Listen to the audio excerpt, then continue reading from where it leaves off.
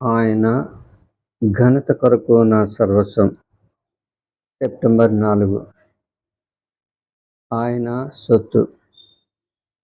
వారు నీ వారై ఉండిరి, నీవు వారిని నాకు అనుగ్రహించితివి.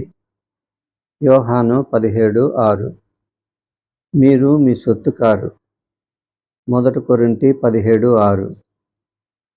పరిశుద్ధాత్మ ద్వారా ఎవరు ఈ అద్భుత సత్యాన్ని గ్రహిస్తారో వారే నిజమైన సేవకులు.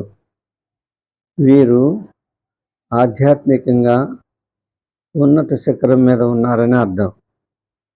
వీరిలో యేసుక్రీస్తు స్వరూపం ఉంటుంది. వీరు తమ గురించి ఆలోచించరు. తమను తాము సంపూర్ణంగా యేసు అధీనతకు, ఆయన సర్వోన్నత నిర్ణయాలకు అప్పగించుకుంటారు. వీరు పరిశుద్ధాత్మ నడిపింపులో యేసు కొరకు జీవిస్తూ ఆయనకు విజయసింహనాలుగా ఉంటారు. యేసు శిష్యులు పరిశుద్ధాత్మను పొందిన తర్వాతనే ఆయన బోధనల్ని అర్థం చేసుకోగలిగారు. మీరు వెళ్ళి మత్తయి 28:19, లూకా 24:49, అపోస్తలుల కార్యాలు 1:8 అని యేసు ఇచ్చిన ఆజ్ఞలను శిష్యులు పరిశుద్ధాత్మ పొందిన తర్వాతనే అర్థం చేసుకోగలిగారు.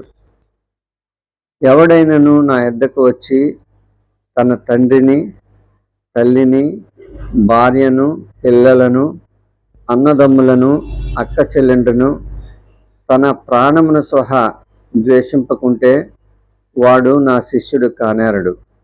లూకా 14:25-26. యేసుకు సొత్తుగా ఉన్నవారు మరెవరికి సొత్తుగా ఉండలేరని ఈ వచన భావం. మనము యేసుకు చెందవలసి ఉండగా లోకంలో ఎవరూ మనల్ని సొంతం చేసుకోలేరని ఈ వచన భావం. సొంతం చేసుకున్నట్లయితే, మనము ఇంకొకరు సొత్తుగా ఉన్నట్లయితే, మనం యేసు అధీనతకు మనల్ని మనం సంపూర్ణంగా లోబర్చుకోలేం కదా.